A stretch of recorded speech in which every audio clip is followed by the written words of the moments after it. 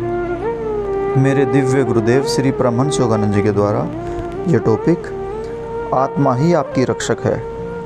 ये गहन सत्य मात्र अक्षणिक प्रेरणा के लिए नहीं है, अपितु अपने उच्चतम हित के लिए इनको अपने जीवन में आत्मसात करने और व्यवहार में लाने के लिए है।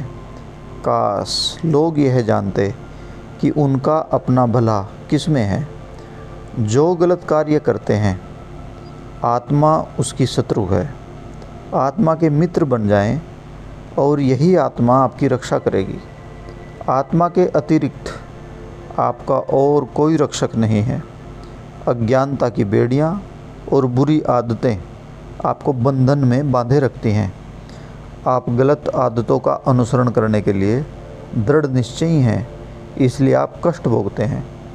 यदि केवल आप अपने जीवन के विषय में दूरदृष्टि रखें ताकि यह कीमती समय जो आपको मिला है निष्फल न बीत जाए।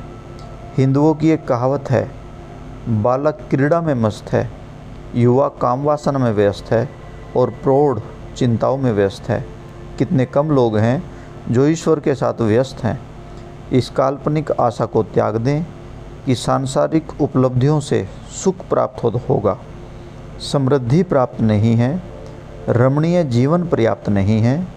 आप शाश्वत रूप से सुखी होना चाहते हैं, अपने भीतर विद्यमान ईश्वर को कस कर पकड़ लें और अनुभव करें कि आत्मा ईश्वर है।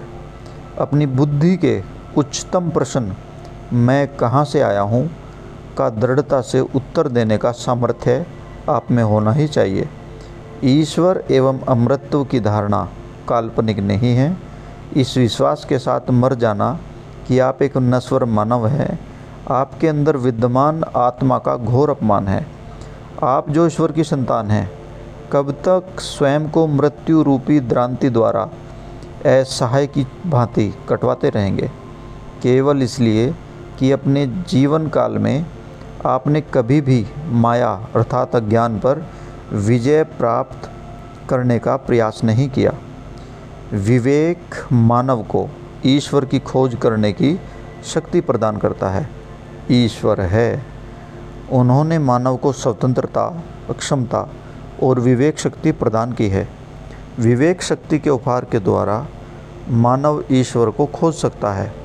अपने जीवन के साथ केवल खिलवाड़ करना और ईश्वर को न खोजना आपको प्रदान की गई भीतरी दिव्य शक्ति का व्यर्थ खोना है। विवेक की कुंजी का उपयोग करें। पत्थरों और जानवरों में यह विवेक नहीं होता। ईश्वर ने मानव को विवेक शक्ति प्रदान की ताकि वह नश्वरता के मायाजाल से निकलकर मुक्ति प्राप्त कर सके। यदि आप अपनी इस विवेक शक्ति को अहम और गलत आदतों के द्वारा कुचल देंगे तो क्या होगा? यदि लोग आपकी इच्छा के सामने झुक भी जाएं तो क्या हुआ? प्रसन्नता फिर भी आपके हाथ नहीं आती। इसलिए बहुत सारे संतों को माया ने, अज्ञान ने कंट्रोल करना चाहा, पर दिव्य संतों ने माया की शक्ति को इग्नोर किया और उसको पीछे हटाया। आप अपनी आत्मा को जन्मांतरों से भौतिकता की निंद्रा में दबाकर मृत्यु और कष्टों के दुस्वप्न द्वारा भयभीत करके दंडित कर रहे हैं। यह जान लें कि आप आत्मा हैं। स्मरण रखें कि आपकी अनुभूति के पीछे अनुभूति, आपकी इच्छा के पीछे विद्यमान इच्छा शक्ति, आपके बल के पीछे विद्यमान बल और आपके ज्ञान के पीछे विद्यमान ज्ञान अनंत ईश्वर ही है। हृदय के भाव और मन के विवेक के बीच पूर्ण संतुलन बनाकर रखें। शांति के दुर्ग में सांसारिक उपलब्धियों के साथ एक रूपता को बार बार बाहर निकाल फेंकें और अपने दिव्य साम्राज्य को अनुभव करने के लिए गहन ध्यान में निमग्न हो जाएं। अपने भीतर देखें, स्मरण रखें कि ईश्वर सर्वत्र आपके साथ है। अधिचेतना में गहरे गोते लगाकर ध्यान के द्वारा गहरे आनंद में आप अपने मन के वेग को अनंतता तक कहीं भी ले जा सकते हैं। मन की शक्ति से आप दूरस्थ तारे से भी दूर जा सकते हैं। मन की खोज बत्ती अपनी अधिचेतन किरणों को सत्य के हृदय की अंतरतम गहराइयों तक भेजने में पूर्णतः सक्षम है। ऐसा करने के लिए इसका प्रयोग करें। याद रखें, स्वर्ग के साम्राज्य तक की यात्रा आपको ही करनी पड़ेगी। यह कोई वस्तु नहीं जो डाक द्वारा आप तक पहुंचा दी जाए। प्रत्येक वस्तु को अपने अपने रास्ते पर अकेले ही चलना है। आज से ही ईश्वर को खोजने के लिए अपने मन में दृढ़ संकल्प करें। जब बहुत से भक्त ईश्वर के मार्ग पर चल पड़ेंगे, तब विश्व संयुक्त राज्य का उदय होगा, जिसमें ईश्वर और उनका प्रेम मानव के निर्देशक और मार्गदर्शक बनेंगे। मैं आपको मात्र शब्दों की अस्थायी प्रेरणा से अधिक देना चाहता हूँ। मैं आपके आध्यात्मिक अंधकार में ज्ञान के तारा रूपी गोले सीधे फेंकना चाहता हूँ, ताकि उसकी चकाचौंध प्रकाश द्वारा जो सत्य मैंने कहा है उसे आप स्वयं देख सकें। 2 पथ, कर्मयोग और ध्यान योग।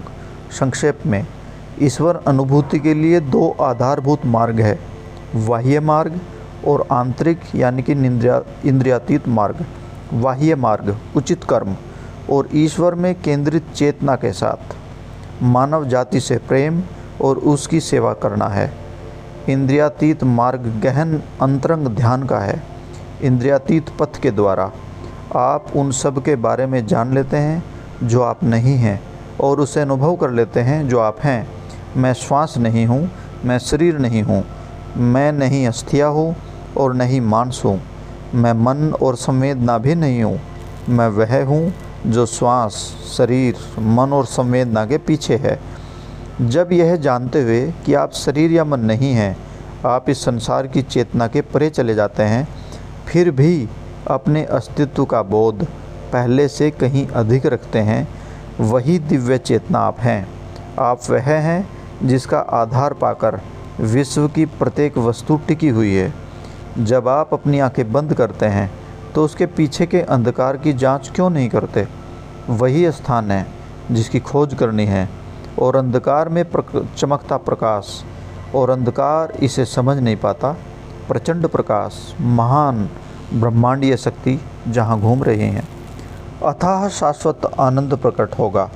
समाधि एक आनंददायक अनुभव है, एक दिव्य प्रकाश, एक भव्य प्रकाश, जिसमें आप आनंद और प्रसन्नता के विशाल धरातल में तैरते हुए असंख्य संसार देखते हैं। उस आध्यात्मिक अज्ञान को हटाएं जो आपको यह सोचने पर विवश कर देता है कि यह नश्वर शरीर वास्तविक है। इन सुंदर अनुभवों को शाश्वत समाधि में, ईश्वर में स्वयं प्राप्त करें। स्वर्णिम प्रकाश की लालिमा, अथाह शाश्वत आनंद आपके लिए प्रकट कर दिया जाएगा। सभी महान गुरुजन बताते हैं कि शरीर के भीतर अमर आत्मा है, उस ईश्वर की एक चिंगारी को जो सबका पोषण करती है। जो अपनी आत्मा को जान लेता है वह ही सत्य को जानता है। मैं प्रत्येक सीमित वस्तु से परे हूँ। मैं अब देखता हूँ कि नित्य नवीन आनंद स्वरूप परब्रह्म जो अंतरिक्ष में अकेले थे, उन्होंने ही स्वयं को प्रकृति के इस विशाल स्वरूप में प्रकट किया है। मैं नक्षत्र हूँ, मैं तरंगे हूँ, मैं सबका जीवन हूँ, मैं सभी हृदयों का उल्लास हूँ। मैं पुष्पों के मुखड़ों की और प्रत्येक आत्मा की मुस्कुराहट हूँ। मैं वही प्रज्ञा और शक्ति हूँ जो समस्त सृष्टि का पोषण करती है। यह जान ले, मेरे शब्द आपके भीतर, आपके अंदर में स्पंदित होते रह सकते हैं, किंतु यदि आप माया में सोते रहेंगे तो आप इसे नहीं जानेंगे। यदि आप जागृत रहेंगे तो आपको इस बात का बोध रहेगा कि जो सत्य मैंने कहा है वह आपकी आत्मा में सदा स्पंदित हो रहा है। ध्यान करें और गहरा ध्यान करें। इस मुक्तिदायक पाठ को सीखें। अब और प्रतीक्षा मत करें। मैं यहाँ सांसारिक उत्सवों में सबका मनोरंजन करने के लिए नहीं आया हूँ, बल्कि अमृत्यु की आपकी सुप्त स्मृति को जगाने आया हूँ। आप नहीं जानते, जो लोग माया जाल में फंसे रहते हैं वे कितना कष्ट भोगते हैं। मैं आपके लिए दुखी होता हूँ और मैं आपके लिए प्रत्येक कार्य करूँगा जो आपको यह अनुभूति कराने में सहायक हो कि प्रकाश हमारे अनंत में विद्यमान है। और अंतर में विद्यमान है, स्वयं को सदा के लिए मुक्त कर लें। जय गुरु जी।